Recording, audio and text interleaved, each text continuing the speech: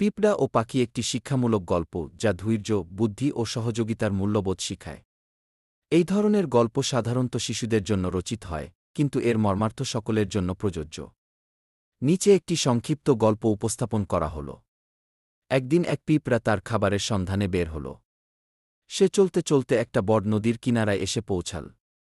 নদীর তীব্র স্রোতের কারণে সে পার হতে পারছিল না।